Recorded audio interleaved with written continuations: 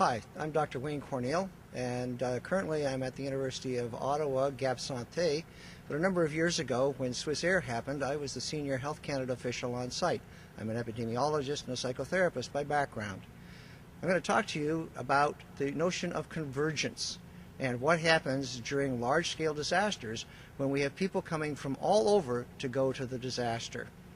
Now, in this particular event, there are all of the normal people that you might expect to turn up.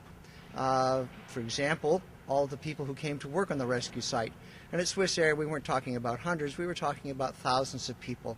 Some of them from the local communities, the Coast Guard volunteers, the Coast Guard auxiliary, the fishermen from the area.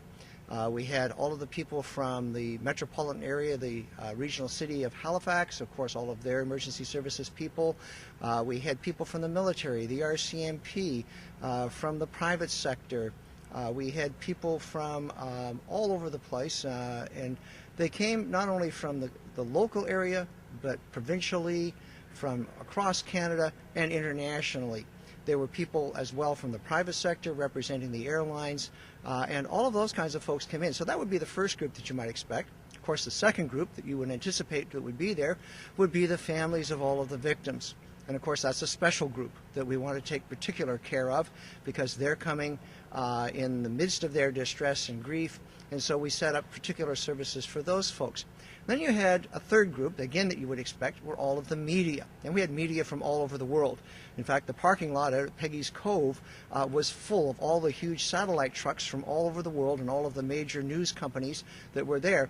And one of the side facts from Swissair was that the most number of injuries experienced by anyone on the site were the people tripping over the television cables that were stretched across the wet rocks at Peggy's Cove.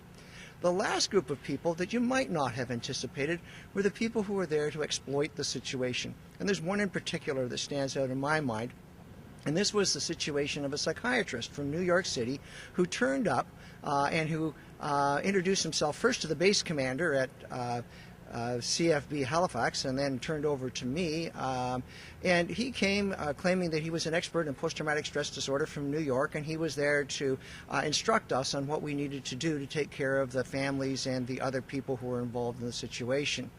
We thanked the gentleman for his offer of assistance, and then we indicated to him that we had sufficient expertise in Canada and he wasn't quite licensed to practice in Canada.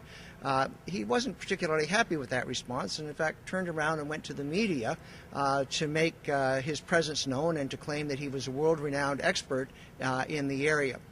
We, of course, ended up having to deal with the media and indicate that we also had some Canadian and international experts who could deal with the situation, and while we appreciated this gentleman's offer of help, we really didn't need it. He persisted, and one of the things that we had to do was then to investigate and find out exactly who this gentleman was. Well, it turns out he was working for a law firm in New York City, and what he wanted to do was to get close to the family members in order to convince them to take lawsuits out against Swissair. So sometimes the people who turn up aren't exactly the people that you might think that would be there.